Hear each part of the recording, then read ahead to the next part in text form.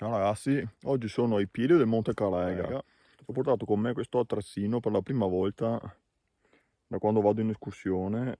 Adesso vi mostrerò un po', è la prima volta che lo uso, quindi sono un po' le prime armi, diciamo, almeno con questo. Andiamo a vedere come si compone.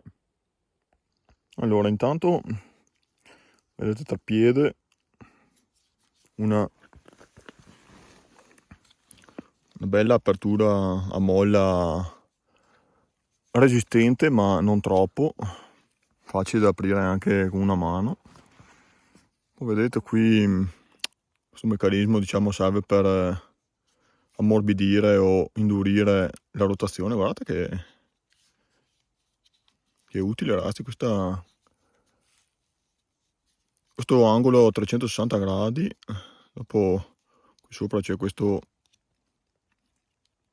filettatura, serve per indurire la parte che tiene il telefono, diciamo, e anche le gambe qui, diciamo, volgarmente sono elastiche.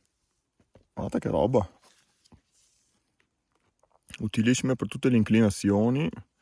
Loro dicono che si può attaccare tipo anche i rami così, però non saprei sinceramente, non so quanta possibilità di rotazione abbia. Vabbè, andiamo a provare.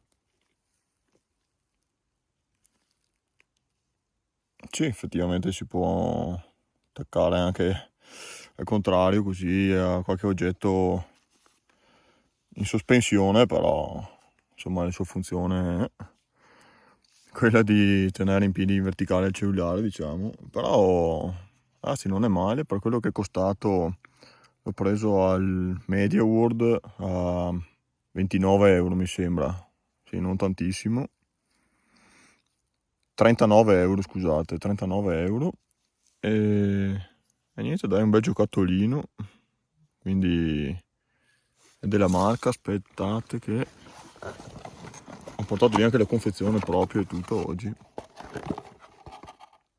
della AMA.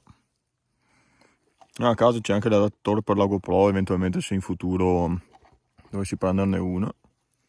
Ragazzi, niente male, dai, carino, utile, leggero, spero resistente. Quindi ragazzi, approvato.